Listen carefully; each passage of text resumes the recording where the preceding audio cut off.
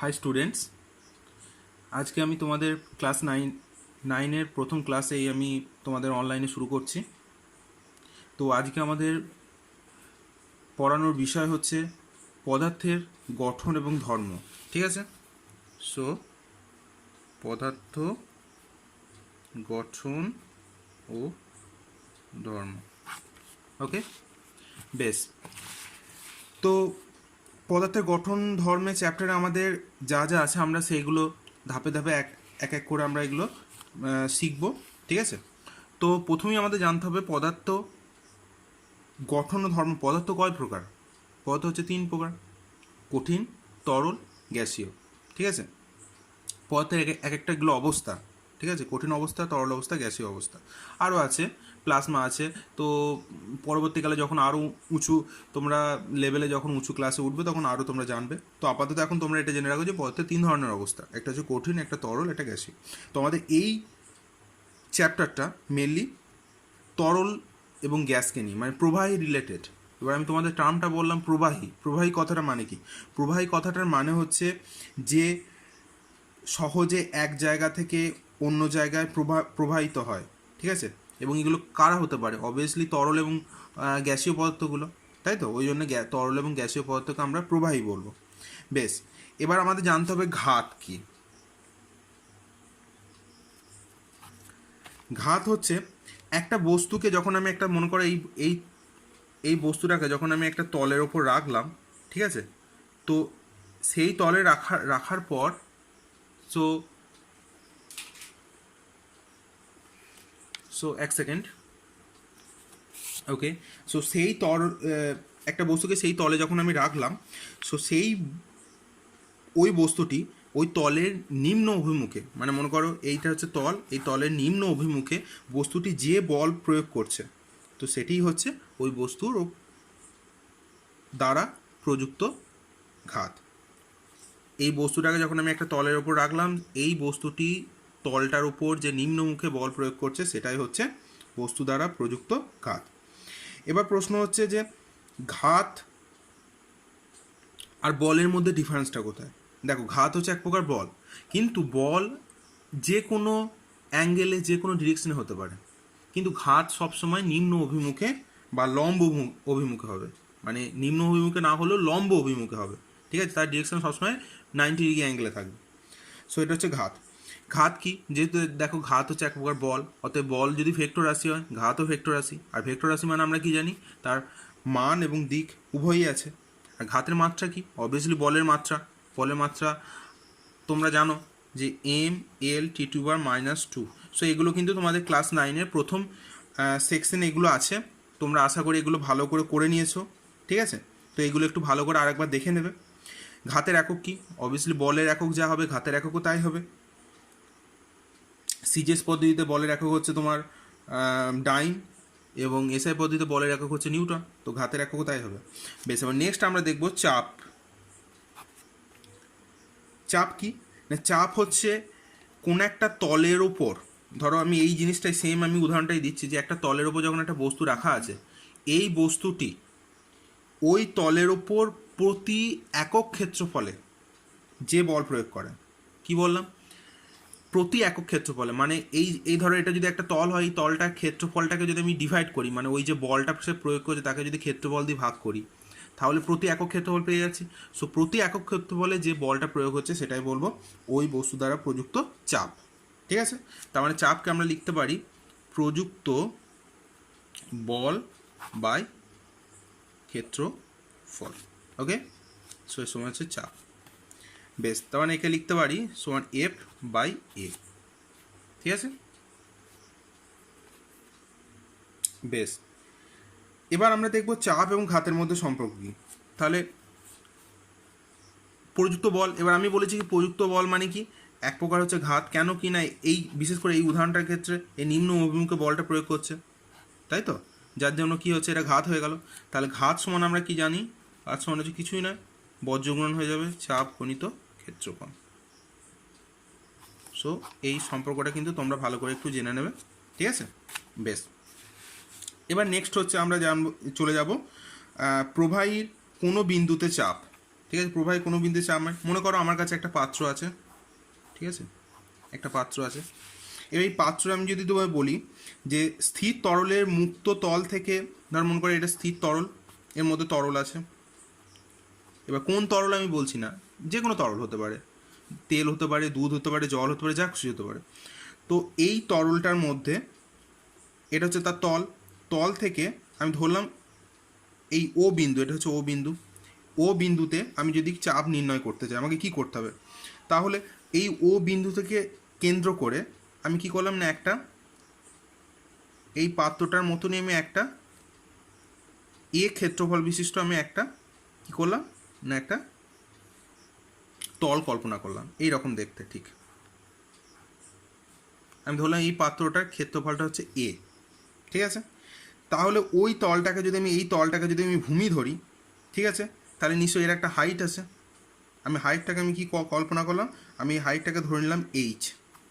ওকে, বেশ। এবার আমি তাহলে ও বিন্দুতে আমি কী করে চাপ কী করে বার করবো? না কিছুই না, প্রথমে তাহলে আমাকে জানতে হবে তরল স্তম্ভের আয়তনটা কত। তরল স্তম্ভ, এটা স্তম্ভের মতো দেখতে, সো তরল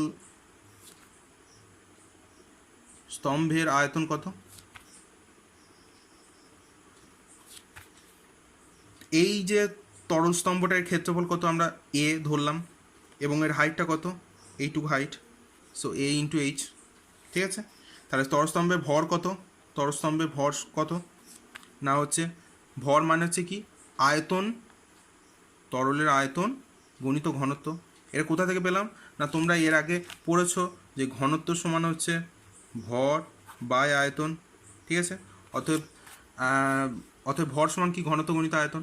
সো তাই করেছি, তরলের আয়তন ইন্টু তরলের ঘনত্ব, ঠিক আছে। এই তরলের ঘনত্ব মানে কোন তরলের ঘনত্ব না, এর মধ্যে যে তরলটা দিয়েছে এই তরলের ঘনত্ব, ঠিক আছে।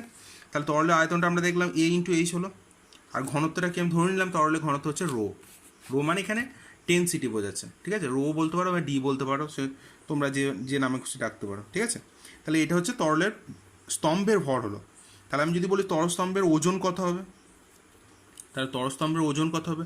তাহলে ভরের সঙ্গে ওজনের ডিফারেন্স কোথায় না, ভরকে যদি আমি জি দিয়ে গুণ করি, মানে আমরা জানি যে ওজন সমান হচ্ছে ডাব্লিউ সমান হচ্ছে এম ইন্টু জি, এটা আমরা জানি, মানে হচ্ছে ডাব্লিউ সমান হচ্ছে এম ইন্টু জি, মানে ওয়েট হচ্ছে মাস ইন্টু গ্র্যাভিটেশনাল অ্যাক্সেলারেশন, মানে হচ্ছে ভর, ওজন সমান হচ্ছে ভর গণিত অভিকর্ষ ত্বরণ। তো তাই করছি, তার মানে আমি ভর পেয়ে গেলাম, এইটা হচ্ছে টোটাল ভর এ ইন্টু এইচ ইন্টু রো, এর সঙ্গে যদি আমি জি গুণ করে দিলাম, আমি পেয়ে গেলাম কি, এই তরল স্তম্ভটার ওজন হয়ে গেল। তাহলে এই ওজনটা কার উপর দাঁড়িয়ে আছে না, এইখানে একক ক্ষেত্রফল, এখানে ক্ষেত্রফলটা কি এ, এর উপর দাঁড়িয়ে আছে, তাই তো, এর উপর ওই ওজনটা দিচ্ছে, তাহলে আমার চাপ বার করাটা সিম্পল। তাহলে ওজনটা কি, ওজন এক প্রকার হচ্ছে বল, এই আমরা দেখলাম প্রযুক্ত বল বাই ক্ষেত্রফল সমান চাপ, ঠিক আছে। তাহলে কি হলো, প্রযুক্ত বলটা কত, সিম্পল ব্যাপার, এই ওজনটাই হচ্ছে এক প্রকার বল। তাহলে আমি পেয়ে গেলাম A into H into rho into G, ক্ষেত্রফল কত, ক্ষেত্রফল হচ্ছে এ, আমি ধরে নিয়েছি আগে তরল স্তম্ভের ক্ষেত্রফল হচ্ছে এ, সো দুটো কেটে গেল, তাহলে আমার হয়ে গেল কি এইচ রো জি। তাহলে পি প্রেশার সমান হচ্ছে এইচ রো জি। তাহলে এখানে আমরা দেখতে পাচ্ছি চাপটা কি, প্রেশার হচ্ছে সমানুপাতি হচ্ছে এইচের সাথে, সমানুপাতি হচ্ছে রো এর সাথে, সমানুপাতি হচ্ছে, ঠিক আছে, অভিকর্ষ ত্বরণের সাথে। বোঝা গেল? তার মানে কি, আমার যদি হাইট বাড়ে তাহলে অবভিয়াসলি এটার যত হাইট বাড়বে তত আমার প্রেশার বাড়বে। রো মানে কি, যার যে তরলটা আমি ইউজ করবো সেই তরলের যদি ডেনসিটি বাড়ে, ঘনত্ব বাড়ে, তাহলে আমার তার চাপ বাড়বে, অভিকর্ষ ত্বরণ বাড়লেও আমার কী হবে, চাপ বাড়বে। এবার কি না, একটা সিম্পল লেভেলে অভিকর্ষ ত্বরণটা হচ্ছে কনস্ট্যান্ট থাকে, মানে চেঞ্জ হয় না, যার জন্য চাপের কোণ, এইটা আমার অতটা ফ্যাক্টর কাজ করে, এই দুটো হচ্ছে মেন ফ্যাক্টর হিসেবে কাজ করে। ওকে, বেশ। এবার আমরা দেখব তরল চাপের প্রকৃতি কেমন। দেখো, স্থির তরলের চাপের প্রকৃতি হচ্ছে কি না, হচ্ছে তরলের চাপ কোনো একটা বিন্দুতে, পার্টিকুলার কোনো একটা বিন্দুতে তরলের চাপ হচ্ছে সব দিকে কাজ করে, সমানভাবে কাজ করে, ঠিক আছে। আর স্থির তরলের মুক্তপৃষ্ঠ সর্বদা অনুভূমিক থাকে, আর তরল সবসময় কিন্তু সমোচ্চশীলতা ধর্ম তোমার প্রদর্শন করে। মানে কি, আমার ধরো মনে করো আমার যদি বিভিন্ন পাত্র থাকে, এই একটা পাত্র মনে করো, ঠিক আছে, একটা ধরো এরকম টাইপের দেখতে একটা পাত্র, ঠিক আছে, একটা সোজা হয়তো একটা পাত্র, সব কটা যদি আমার এদের অনুভূমিকটা যদি আমার কানেক্ট করা থাকে একটা পাইপের সাথে, ঠিক আছে। এবার আমি যদি সব কটা যদি আমি তরল দিই, ঠিক আছে, কী হবে না, এদের লেভেলটা কিন্তু সব জায়গায় সব কটার ক্ষেত্রেই same, irrespective of their structure, মানে হচ্ছে তাদের যাই আকার হোক না কেন, এ মোটা এ পাতলা যাই হোক না কেন সেটা ডিপেন্ড করে না, ডিপেন্ড করবে যে তার হাইটটা সেম, ঠিক আছে, এখানে কোনো কিছু ডিপেন্ড করে না। তরল সবসময় চাইবে কি সে যেরকম স্ট্রাকচারই হোক না কেন তার লেভেলটা যেন সেম হয়, মানে এইটার ক্ষেত্রেও একই লেভেল হবে, এটার ক্ষেত্রেও একই লেভেল, এটা একই লেভেল। অথবা আমরা দেখতে পাচ্ছি কি যে কোনো প্রবাহী তার সমোচ্চশীলতা ধর্ম প্রকাশ করে, ঠিক আছে। বেশ, এবার নেক্সট চলে আসো বায়ুমণ্ডলের চাপ। বায়ুমণ্ডলের চাপ কি, দেখো কোন একটা চাপ বায়ু, কোন একটা ধরো বিন্দু, এই বিন্দুর চারিদিকে বায়ুস্তম্ভ লম্বভাবে যে বল প্রয়োগ করে, এই বিন্দুর চারিদিকে একক ক্ষেত্রফলে বায়ুস্তম্ভ যে লম্বভাবে যে বল প্রয়োগ করে সেটাই হচ্ছে ওই বিন্দুতে বায়ুস্তম্ভের চাপ। বেশ, এবার আমরা চাপ মানে আমরা কি দেখলাম, চাপ মানে দেখলাম এখানে এইচ রো ইন্টু জি, মানে কি height into density into gravitational acceleration, ঠিক আছে। তাহলে আমি যদি বলি প্রমাণ বায়ুমণ্ডলীয় চাপ কত, প্রমাণ বায়ুমণ্ডলীয় চাপে তোমরা সংজ্ঞা কি দেখে নেবে। বায়ুমণ্ডলীয় চাপ কাকে বলে না, প্রমাণ বায়ুমণ্ডলীয় চাপ হচ্ছে সমুদ্র পৃষ্ঠ থেকে 45 ডিগ্রি অক্ষাংশে এবং 0 ডিগ্রি সেন্টিগ্রেড তাপমাত্রায় 76 সেমি পারস্তম্ভের যে চাপ প্রয়োগ করে, পারস্তম্ভে যে চাপ প্রয়োগ করে সেটাই হচ্ছে প্রমাণ বায়ুমণ্ডলীয় চাপের সঙ্গে ইকুয়াল।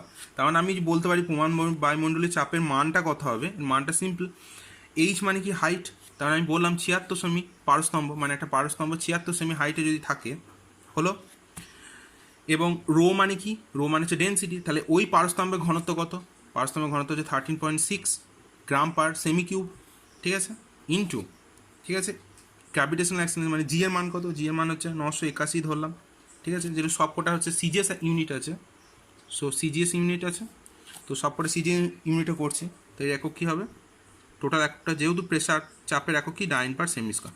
আচ্ছা আমি আগেরটার ক্ষেত্রে তোমাদের এককটা বলিনি, তো চাপের একক কী হবে, দেখো বলের একক হচ্ছে তোমার ডাইন আর এসআই একক হচ্ছে নিউটন, তাহলে চাপের একক কী হবে তাহলে হচ্ছে ডাইন আর সিজিএস পদ্ধতি হচ্ছে সেমি স্কোয়ার, তার মানে ডাইন পার সেমি স্কোয়ার হয়ে গেল, আর যদি এসআই পদ্ধতিতে করি তাহলে কী হবে নিউটন পার মিটার স্কোয়ার, ঠিক আছে, বোঝা গেল। তো এই ক্ষেত্রে চাপ হবে যেহেতু সিজিএস করছে ডাইন পার সেমি স্কোয়ার, তো এটা যদি আমি ক্যালকুলেট করি তাহলে জানা হবে 101,396.961.6 ডাইন পার সেন্টিমিটার স্কোয়ার। সো এই মানটা কিন্তু বেরোবে, এটা তোমরা একটু দেখে নিও। বেশ, নেক্সট হচ্ছে আমাদের চাপ মাপবো কিসে, আমরা চাপ মাপবো ব্যারোমিটারের সাহায্যে, ঠিক আছে, ব্যারোমিটারের সাহায্যে আমরা চাপ মাপবো। বেশ, তোমরা একটু আমাকে বলো তো নিচে কমেন্ট সেকশনে একটু জানাও যে আমাদের তো এটা তো বায়ু চাপ মাপার জন্য আমরা ব্যারোমিটার ইউজ করছি, তাহলে আমাদের রক্তচাপ মাপার জন্য কি আমরা ব্যারোমিটার ইউজ করবো, নাকি রক্তচাপ মাপার জন্য অন্য কোনো যন্ত্র ব্যবহার করবো? সো সেই যদি অন্য কোনো যন্ত্র ইউজ করি তো সেই যন্ত্রটা কী নাম সেটা তোমরা নিচে কমেন্ট সেকশনে আমাকে জানাও, ওকে। বেশ, তাহলে এবার চলে এসো, তাহলে এই যে চাপ আমরা মাপছি ব্যারোমিটারের সাহায্যে, তাহলে ব্যারোমিটার কিন্তু আমাদের অনেক কিছুর পূর্বাভাস দেয়, আবহাওয়ার পূর্বাভাস দেয়। প্রথম হচ্ছে মনে করো ব্যারোমিটারে যদি ব্যারোমিটার পারস্তম্ভের চাপটা যদি ধীরে ধীরে কমতে থাকে তাহলে কী হবে, তাহলে তোমাকে বুঝতে হবে যে বাতাসে জলীয়বাষ্পের পরিমাণটা বাড়ছে, ঠিক আছে, জলীয়বাষ্পের পরিমাণ বাড়লে কী হবে না শীঘ্র বৃষ্টিপাতের সম্ভাবনা হতে পারে। সেকেন্ড ধরো অপশান হতে পারে যে বাতাসে ব্যারোমিটার পারস্তম্ভের চাপটা যদি ধরো ধীরে ধীরে বাড়ছে, ঠিক আছে, তাহলে কী হবে না উল্টো কেসটা হবে, মানে জলীয়বাষ্পের পরিমাণটা কমতে থাকবে এবং সেই জায়গায় শুষ্ক বায়ুটা থাকবে, মানে বাতাসে শুষ্ক বায়ুর পরিমাণটা বাড়বে, যার জন্য কী হবে না আবহাওয়া শুষ্ক এবং রৌদ্রোজ্জ্বল থাকবে। 3 নম্বর হতে পারে যে পারস্তম্ভে চাপটা যদি খুব দ্রুত কমে যায় তাহলে কী হবে না ওই স্থানে দেখতে হবে যে বায়ুর চাপটা কিন্তু দ্রুত কমে যাচ্ছে, যার ফলে কী হবে না ওখানে নিম্নচাপের সৃষ্টি হয়, ওই জন্য বলে নিম্নচাপ মানে কি ওই স্থানে চাপটা খুব কমে যায়, যার জন্য এটা কিন্তু একটা ঝড়ের পূর্বাভাস দিচ্ছে। আর 4 নম্বর অপশান কী হতে পারে যে পারস্তম্ভের চাপটা খুব দ্রুত বেড়ে যাচ্ছে, ঠিক আছে, এটা হচ্ছে দ্রুত কমছে দ্রুত বাড়ছে, আর এটা ধীরে কমছে ধীরে বাড়ছে। তাহলে যদি দ্রুত বাড়ে তাহলে কী হবে, দ্রুত বাড়লে কী হবে না সেই স্থানে জলীয়বাষ্পের পরিমাণটা অনেকটা কমে যাবে, যার ফলে কী হলো না শুষ্কনো বায়ু বইবার সম্ভাবনা থাকবে। তো এই হচ্ছে আমাদের ব্যারোমিটার রিলেটেড চাপের ব্যারোমিটারের সাহায্যে আমরা কী কী আবহাওয়ার পূর্বাভাস দিতে পারি সেগুলো আমরা একটু দেখে নিলাম। ঠিক আছে, বেশ। নেক্সট টপিক হচ্ছে সাইফোন। সাইফোন কি না, সাইফোন হচ্ছে এমন একটা ব্যবস্থা যার সাহায্যে আমরা বায়ুর চাপটাকে কাজে লাগিয়ে পাত্রটাকে না নড়িয়ে, মানে সিস্টেমটাকে না নড়িয়ে আমরা এক স্থান থেকে অন্য স্থানে আমরা তরল ট্রান্সফার করতে পারি। মানে কি, ধরো মনে করো আমার কাছে একটা উঁচু জায়গা আছে আর একটা নিচু জায়গা আছে। অপেক্ষাকৃত উঁচু জায়গা থেকে নিচু জায়গায় আমি এই সিস্টেমটাকে কাজে লাগাতে পারি। মনে করো আমার কাছে একটা পাইপ আছে, সেই পাইপের সাহায্যে আমি কী করবো, তরলটাকে আমি ট্রান্সফার করবো মনে করো। এবার কী করলাম, যখন আমি শুরুতে দুটো পাইপে দু মুখে আমি দুটো আঙুল দিয়ে সেটাকে ব্লক করে দিলাম। এবার আমার কাছে একটা পাত্রের সাহায্যে আমি সেটাকে প্রথম পাত্রের মধ্যে আমি ওটাকে ডুবিয়ে দিলাম, আর সেকেন্ড পাত্রে যখনই আমি রাখবো এটা খালি পাত্র, আর এটা হচ্ছে তরল ভর্তি পাত্র। ঠিক আছে, এটা উঁচু জায়গা আছে, এটা নিচে জায়গা আছে। এবার কি করলাম না, এবার একসঙ্গে দুটোর আমি দুটোর মুখ থেকে আমি হাতটা সরিয়ে নিলাম। ঠিক আছে, তাহলে কী হবে না, এই যে এর মধ্যে যে একটা ফাঁকা শূন্যস্থান ক্রিয়েট হয়েছিল সেইটা কি হবে না, অবভিয়াসলি এর মধ্যে তরল এন্টার নেবে, এবং তরল এন্টার নেওয়ার ফলে কী হবে, এই দিক দিয়ে তরল এক্সিট হবে। মানে কি না, এই সিস্টেমটাকে আমি বলবো সাইফোন। সাইফোনটা বেসিক্যালি কি না, এমন একটা ব্যবস্থা যেটাতে কি হয় না, বায়ুচাপটাকে কাজে লাগিয়ে আমরা এক স্থান থেকে অপেক্ষিত উঁচু স্থান থেকে নিম্ন স্থানে আমরা কি যে কোনো তরলকে আমরা ট্রান্সফার করতে পারি। তো এইটা হচ্ছে সাইফোন। ঠিক আছে, এই সাইফোনটা তোমরা দেখে থাকবে বিভিন্ন রেশন দোকানে, যখন দেখবে কেরোসিনের বড় বড় ব্যারেল থেকে যখন ছোট পাত্রে যখন কেরোসিন ট্রান্সফার করা, তখন কিন্তু এর একটা ছোট্ট বড় নলের সাহায্যে কিন্তু ওটা ট্রান্সফার করা। এটা কিন্তু বেসিক্যালি সাইফোন। এর শর্ত কী হতে পারে, দেখো সাইফোন ক্রিয়া হতে গেলে প্রথমে হতে হবে নলটা কোনো ছিদ্র হবে না, কারণ ছিদ্র হলেই তো এর মধ্যে বায়ু এন্টার করবে, যার ফলে এই সিস্টেমটা গড়বড় হয়ে যাবে। তো ছিদ্র থাকবে না। 2 নম্বর কি, বায়ু শূন্যস্থানে কিন্তু সাইফোন কাজ করবে না, কারণ বায়ু, আমরা তো প্রথমেই বলছি সাইফোন হচ্ছে বায়ু চাপকে কাজে লাগিয়ে, বায়ু শূন্যস্থানে বায়ু চাপটা পাবো কোথায়, যার জন্য বায়ু শূন্যস্থানে সাইফোন কিন্তু কাজ করবে না। আর 3 নম্বর হচ্ছে কি, যে তরলকে আমি এই সাইফোনের পাইপের মধ্যে দিয়ে, সাইফোন সিস্টেমের মধ্যে দিয়ে আমি ট্রান্সফার করব, সেই তরলে কী হতে হবে না, অপেক্ষাকৃত উঁচু স্থান থেকে নিচু স্থানে কিন্তু এটা হতে হবে। ঠিক আছে, তো এই হচ্ছে তোমার সাইফোন ক্রিয়ার শর্ত। আর সাইফোন ক্রিয়ার ব্যবহারিক প্রয়োগ কী না, ওই যে বললাম যে বিভিন্ন রেশন দোকানে যে আমরা বড় বড় ব্যারেল থেকে আমরা ছোট ব্যারেলে পেট্রোল, ডিজেল, কেরোসিন এইসব আমরা ট্রান্সফার করার জন্য, স্থানান্তরিত করার জন্য এটা ইউজ করি। আরেকটা হচ্ছে আমাদের বাথরুমে, ওয়াশরুমে কী হয় না, ওখানে স্বয়ংক্রিয় যে ফ্লাক্সটা আমরা ইউজ করি, ঠিক আছে, শৌচাগারের ফ্লাক্সটা কিন্তু সাইফোন ব্যবহৃত হয়। তো এই হচ্ছে তোমাদের আজকে পড়া এখানেই শেষ হচ্ছে, আজকে লেকচার এখানেই শেষ হচ্ছে। তোমরা যেটা পড়ালাম ভালো করে তোমরা পড়বে। ঠিক আছে, যদি কোনো ডাউট থাকে আমাকে ভিডিওতে কমেন্ট সেকশনে সেটা জানাও।